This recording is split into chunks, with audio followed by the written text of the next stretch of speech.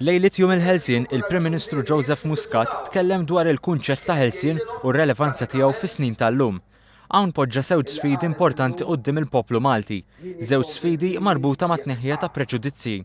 Tkellem dwar dak li qiegħed għaddej minnu pajjiżna brabta mal-immigrazzjoni irregolari.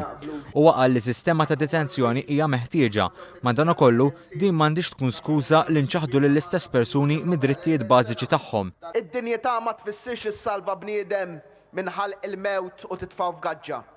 Id-dinjità tfisser tipprova tevita dawn l-affarijiet kollha. Id-dinjità tfisser illi inti tipprova tgħin biex l-affarijiet jisiru aħjar. L-ewwel pass ta' dan il-proċess huwa li jkunu mejjuna tfal. Biex naslu għal ħelsien mill-preġudizzju huwa li ngħidu it-tfal mhux posthom maqfulin qishom kriminali. Il-Prim Ministru Joseph Muscat enfasizza li Malta hija pajjiż żgħir, għandha bżonn l-għajnuna u tiflaħ l-integrazzjoni b'numru żgħar. It-tieni sfida li għandu qudiemu l-poplu Malti huwa li nelbu l-preġudizzji kontra minnu differenti minnha. Qal li bdejna iżda baqa' xi jsir.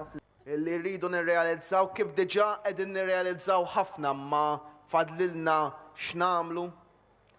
Illi aħna maħniex qegħdin hawnhekk bħala soċjetà biex niġġudikaw lill-individwu, imma nirrispettaw id-diversità li hawn bejnietna.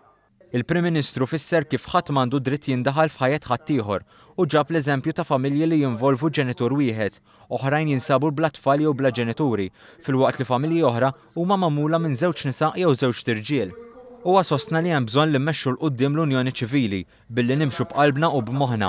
Il-Prim Ministru Joseph Muscat temm jgħid li dawn l-isfidi jistgħu jħallu effett pożittiv fuq il-poplu Malti. Dak huma żewġ sfidi li għamluna poplu aktar b'saħħtu. Li għamluna poplu aktar Ewropew. Ngħid jien li għamluna poplu aktar Malti u iva, poplu aktar ħieles.